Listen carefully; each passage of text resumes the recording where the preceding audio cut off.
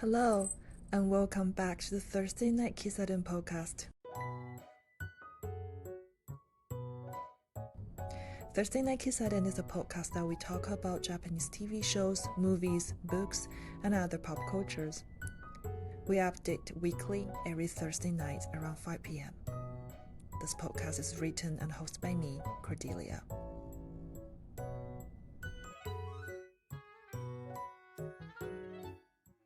Hello, my dear listeners, and welcome back to the Thursday Night Kissaten podcast.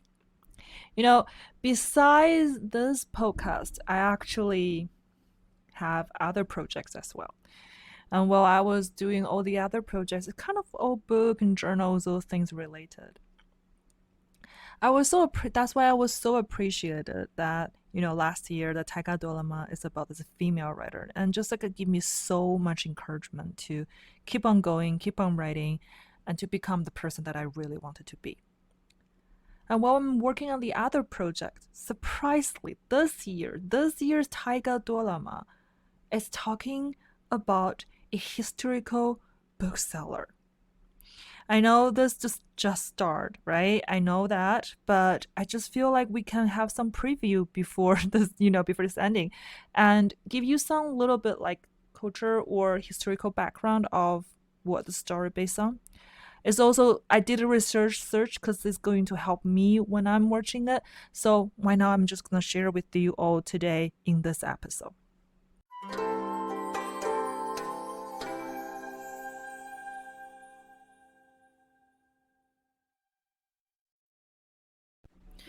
So this year, Taiga Dolama, the English name Unbound, the original title is Berabo. Berabo, Tsutaya Jūzaburō, Yume噺. This is actually starring the Ryusei Yokohama, who is actually being a really, popular actor this year in Japan's TV and also film industry.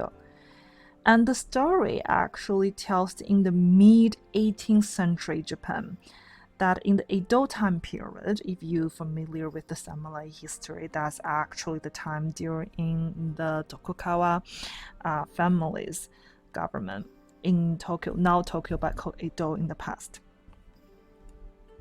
And that actually is the time that the government trying to promote the commercial, more business culture over the agriculture to rebuild the whole nation's finances.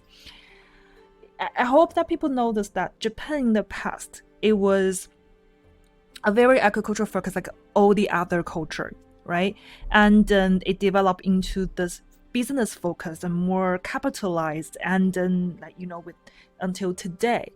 So it's actually talking about that was the biggest time that Japan is actually really taking this kind of shobai, like the commercial small business into a huge big consideration for national income and finances that time period.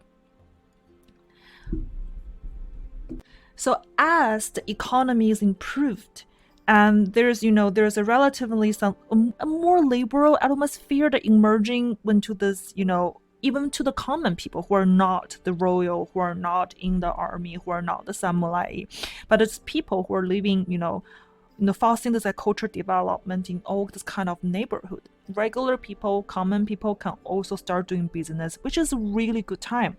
And that's definitely, the time that Japan was thinking about maybe open the gate of this nation and start doing business with the, the overseas businessmen, not just limited to China that time or Korea at that time, but actually facing to the Europes. So with the time, right, this is a time of the whole setting about business is the key of the government trying to foster for the whole finances of this nation. So one of the central figures is in the culture movement was whose name is Tsutaya Jūzaburō. He is actually a publisher. But however, when the era was like transitioning into this kind of like, you know, one government to another government, one family to another family, there was like a lot of like, you know, the political movements all going at the same time. But this whole story is focused on this amazing publisher, a bookmaker, Tsutaya. And then for those who maybe lived in Japan for a little bit or ever traveled to Japan, you might saw this bookshop, a huge and big one, has a lot of cultural representation for the bookseller and book culture of Japan. It's the bookshop called Tsutaya Books. It's literally named after this publisher, this bookseller himself. So he is important. He has actually had a huge legacy of the work that he have done during the Edo time. However, this Tsutaya bookshop is actually not really, it still is him that opened it. Is actually the people after registered and then like, you know, named their bookshop. But this actually to recognize him, that the founder and the head of the publishing house in the Edo time, and who actually produced the most famous illustrated books in the Japanese history. So this is the plot, right? I just appreciate this so much. Last year was a female writer, and this year it's just a regular common person starting a business related to books and as a bookseller. How encouraging this is. I have to say, I think this focus, no matter this one is going to be a well-written one or non-well-written one, but going to be success or not, because there's a lot of political plots have to build in within the story. You know, it's hard to tell at this moment, but this is a female writer. I have faith in female writers doing those kind of productions, because they're cut off their perspective is always can be very unique, unless this kind of historical educations, but more focused on the emotions of people's background and their history, their trauma, their healings, and their way to the success. Kind of like the Asadola, but in a larger historical setting.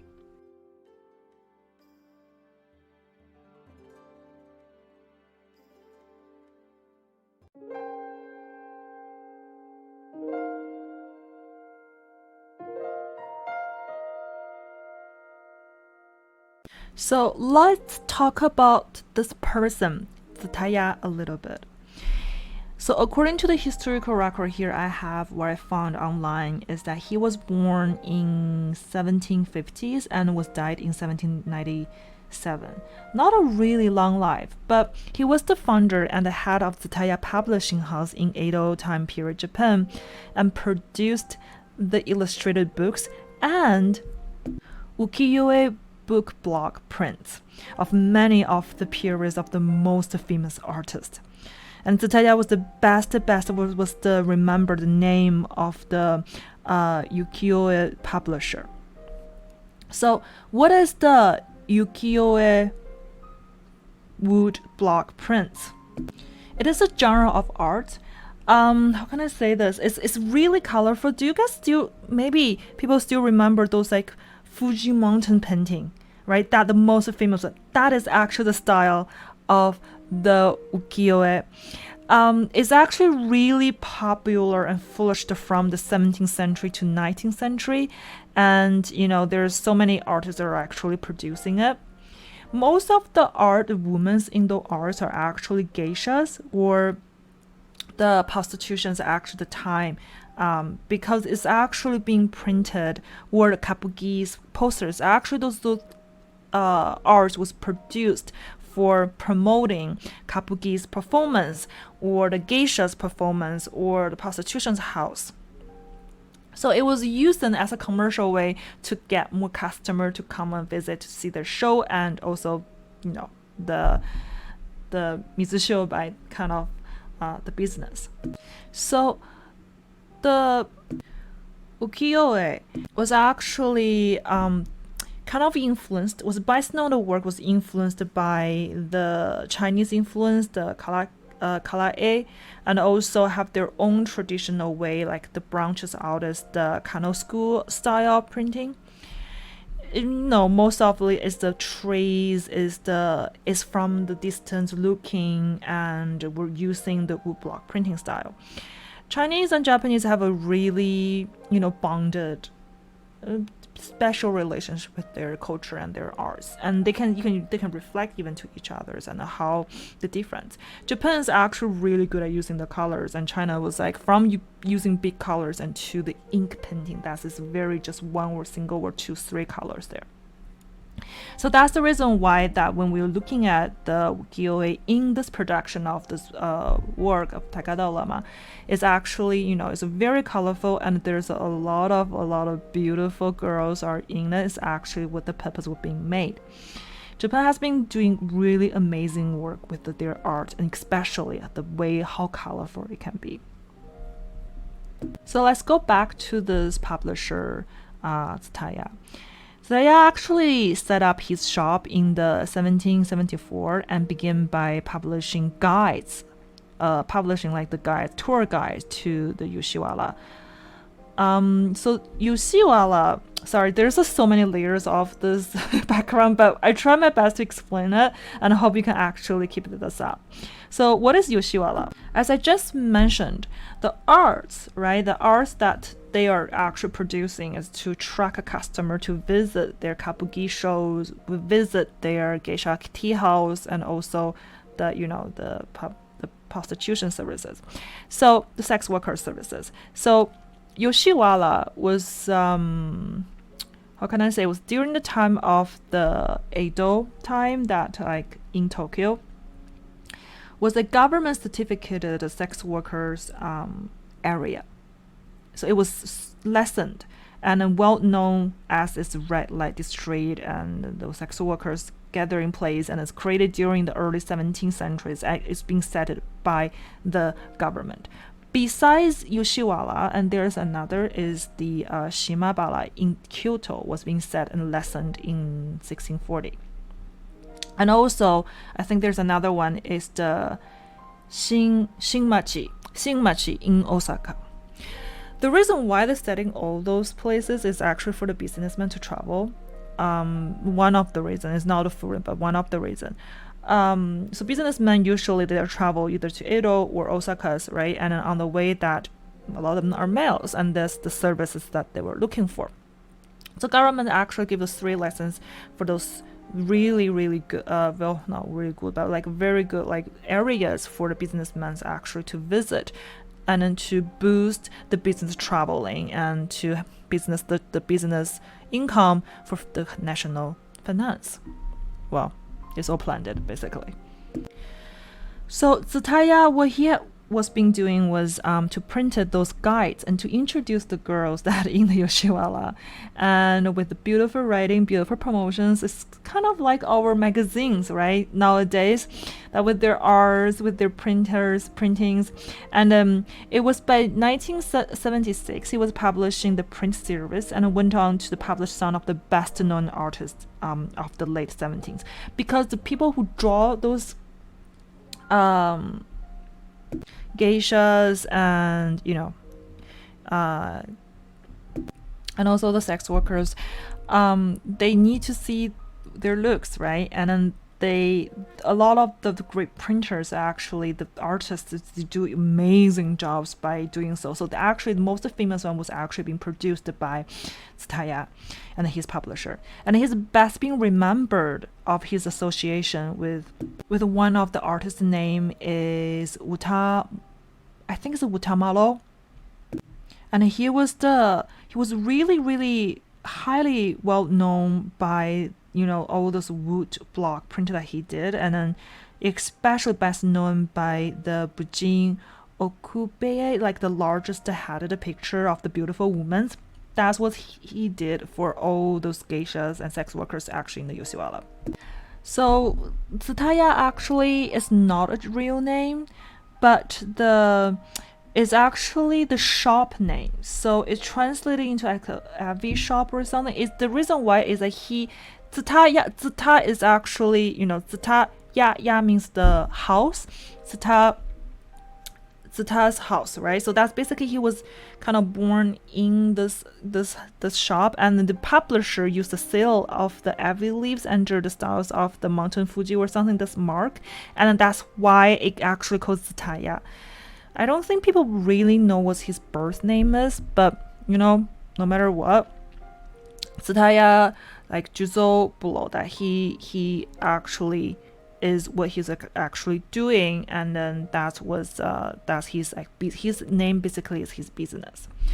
There's people who actually believe that the reason why Tsutaya was actually doing all those paintings and drawings and with the artist collaborations is about Yoshiwara was because they believe he was maybe a descent of a worker in the Yoshiwara, and then in that area and that family, so he was not really born in the rich. That's why his success is basically tells people that it's not about someone's background, it's more about how they arrange their life by themselves. This kind of self-made men, self-made persons ideology was being really hugely plugged in a lot of Japanese culture, and especially for the people who are kind of tired of this kind of the really solid class, and they feel like they have nowhere and no way to break it. And usually people will to use those people like Tsutaya's example to tell people they're there are people who can made this their own story, then there are people who can able to break the ceilings and to go through this. So Tsutaya was actually died at the age of 48, and he was died really young to be considered, and his business was continued under his chef clerk Yusuke, and who actually took on the name, his first name as Jūzaburō, the second, the junior. And the productions became not very good to the 1810s, and kind of the business was dead in 1850s. But still, however, Tsutaya he left this really huge legacy. It's the best memorable, ukiyo-e's print publisher, and largely due to his promotion of his work, of the Utamaro, and also the solo publisher of the Shalaku. So his code is all the people. That's why a lot of people actually call him the greatest print publishers in the history. Tsutaya also wrote, he's a writer, he's a poet himself. He's also really well known for his yoga's poetries, and which he actually wrote under a lot of his publications when he was introducing it to those workers in the Yoshiwara and later of his work. So I think there's some digital archive, people can actually find it in the Japanese National Library's archives, but apparently by what I'm looking at this right now, he has a really good handwriting, and of course I'm sure that he definitely worked hard on what is the best way to do the literary word. Of course, maybe he has been a big reader himself as well. In the show that it was in the production, Taiga production, that he was in this this house, and then he was actually working as a book renter. So he buy books and rent books to the workers and the houses and the bosses to read. That's actually also a very fun job to have. I would love to have a profession like this, open my own book renter session. But I don't know why we still have those kind of places or not. But I remember when I was young, the book renter was actually a big thing. But that's actually how he actually in the show that he started doing that his business in that way. I think this production is more it's very atypical feature real life figures, and they actually use his name, I think, and then by the top line talented and unfold during the whole Edo time period of Japanese history. It was the time period. It was the time that was kind of the similar setting of the award-winning American theorist Shokun.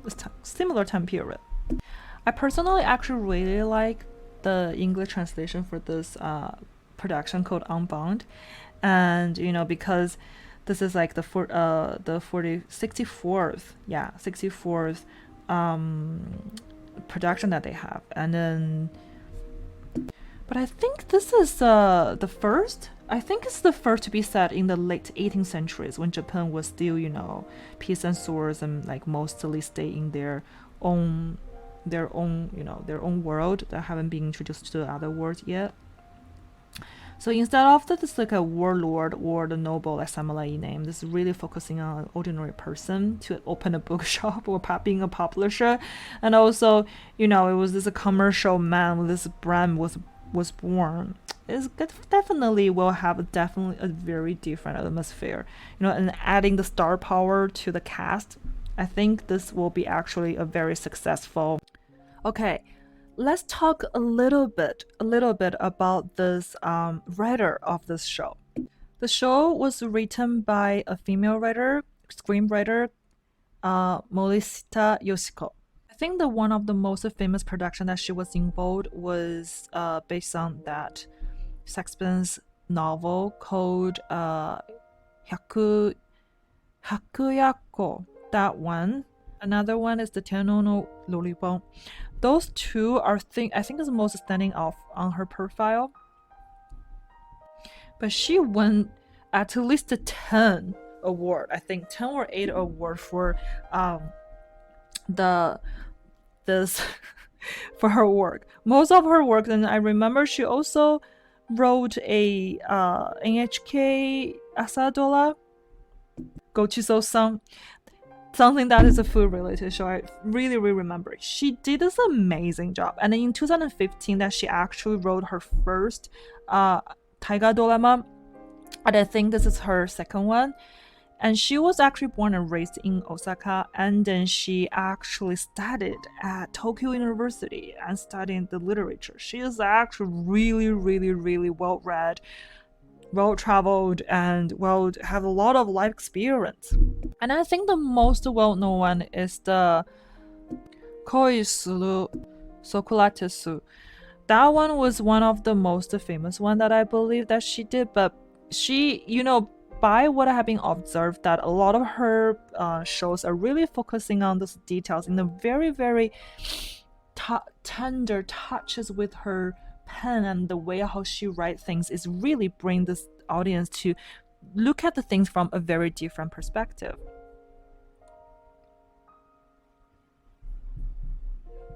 I think she definitely observed this kind of living a lifestyle with food and with cooking, ordinary people's life a lot. That's what I noticed about her in her script writings, and how it was like very touchy, and the way how it was built, and especially the way of she writing about the female's life, and then it just made them beautiful and make them more real, like a human. In the past several times, the post-screening interviews, the screenwriter Morishita said that she thought about the story of Unbound began with Yoshiwara, so she wanted to be a present, like a border view, of the society and converse and instance of the time. And she said that the publishing business was a reflection of that times, like what actually people are reading, what kind of thing were being published, right? And what kind of things are being written and being drawn. So also, like she said, many things that were born from it, from the publications, and see this certain like that time period society. So intentionally that the best known culture artifacts was birthed by the Tsutaya and left such a huge legacy of Japanese art history.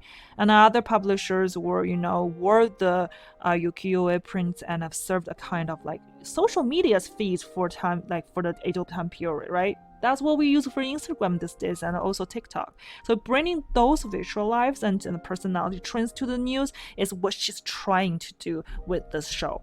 And she also said that the scope of Unbound, this production is actually grabs of the first episode's things to crowd it to the old Yoshiwara and created this like whole thing about her original version.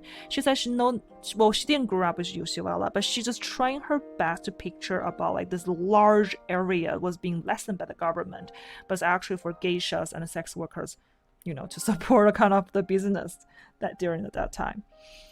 So and also the director that she's working with, they're actually have huge experience on the film, so that's why they're trying to use a larger scale to scale this whole, the story setting of this book, this production. So when this writer, she said she was so surprised by the directors had to even encourage her to expand from a small scale to a larger scale on her script, and it turns out better, and she thought this is definitely giving a better worldview. And also, female perspective, females, lens, right? Not the male gaze. I have a long played in the creative roles in the Japanese in the local TV dramas. I don't know whether because Taiga Dolama is trying to attract more females audience to watch, but it comes in the contrast to the Japanese film industry that, where women still struggle to enter the top rank, and especially among the directors and in the industry was being really heavily dominated by males. So for the screenwriter herself, she said historically speaking, the film sets were physically demanding and there was a lot of work that requires strength. They say it's because of that, and so their men were naturally come to dominate it. But, there's not like the case today. She said if she think there's more women ADs or assistant directors, more than males, or more screenwriters are more than males. Actually, bring the story in a better quality and the most tender way for actually attract all kinds of the audience. So as for why the women are beginning to write for this kind of really serious taiga drama, right? She said because there's a need that we bring that tenderness, we bring that female femininity to those male demanding masculinity show. She said everyone we need to a little bit more feminine. No matter it's a show, no matter it's a perspective, we need that. And then so the screenwriter also said that it doesn't mean she said she doesn't really that's why she doesn't want to write the show only just for women from women perspective, but actually adding a larger femininities into the screenwriting. And also this female writer, one thing that she has been doing amazing job, Molishita, is that she says she's trying to make her characters to be more relatable, right? We have Instagram today, but in the past they don't have it. So how can it actually make sense to the audience what this kind of the art and the print that they're making is relatable? So she's beginning with encouraging with the double side of the Tsutaju, like the Tsutaya person. So she says she wants to write about them in such a way that people today can understand, right? And the human beings really haven't changed so much. So that's her goal. She wants to tell that how we're actually similar and related to a history.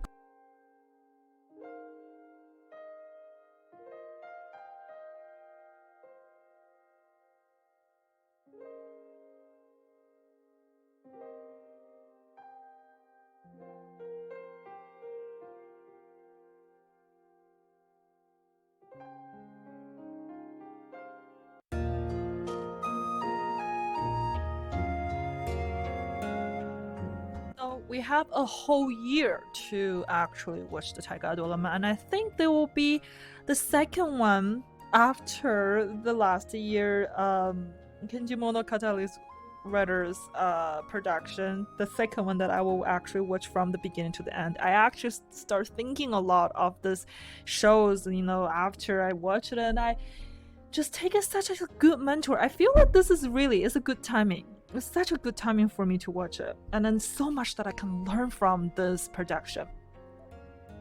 So thank you again for listening for this episode, and I really hope you stay warm and stay healthy, and I will talk to you soon in our next episode. Have a good night.